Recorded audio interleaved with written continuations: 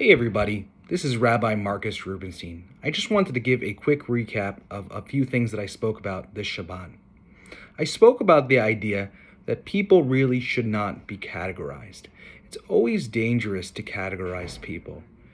I listed out a couple of people who at first we thought were good people, and we then realized weren't so good. I talked about R. Kelly, Andrew Cuomo, a bunch of different people. We thought they were good originally, but they did not turn out to be good at all. And that could be kind of upsetting. It becomes hard to trust people when so many people let you down, when you think they're first good, and then they turn out to be pretty bad.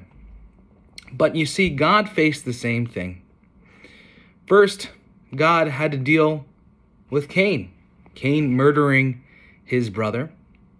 And what did God do in reaction to that? He wrote off all of Cain's descendants, saying they weren't very good. And they should be judged. They should be treated as evil people. But after Cain and Abel, Adam and Eve had one more son that we don't usually talk about, Seth. And Seth was supposed to be very good.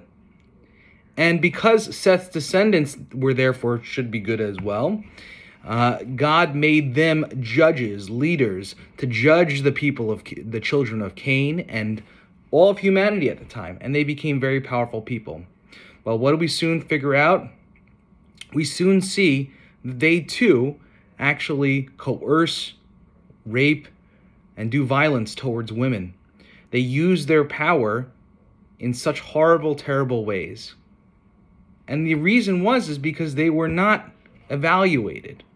They were not checked in on. They were trusted to be just very good because they were B'nai Seth. They were the children of Seth. They were categorized as the good people. Hey, they weren't the children of Cain. They weren't the bad people. And so therefore, because they weren't continually evaluated, continually checked on, they did terrible, terrible things. Rather, what I suggested is that we must be in relationship. Categorizing people either as evil or good is a way of sort of relational laziness. It's much easier in life to just categorize people either as good and bad, and then we don't have to actually think about them. We don't actually have to relate to them in the everyday moment and live with them and deal with them. Rather, they are a category, and we no longer have to think about them. But actually, the way we have to behave is to constantly evaluate our relationships, to constantly live within our relationships. We are judged at every single moment in which we exist and how we relate to each other.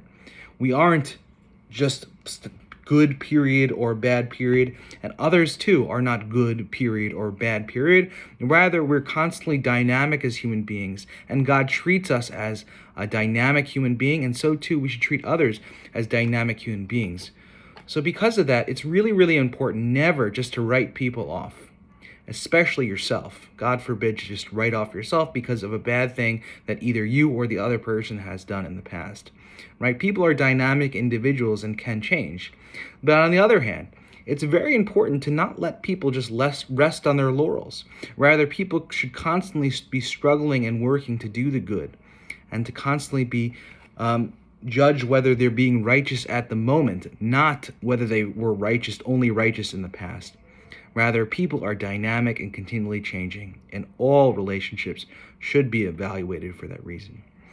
I hope that you can join us at our next Shabbat, Parshat Noach. We have the awesome bar mitzvah of Max Goldberg, and I look forward to seeing you there.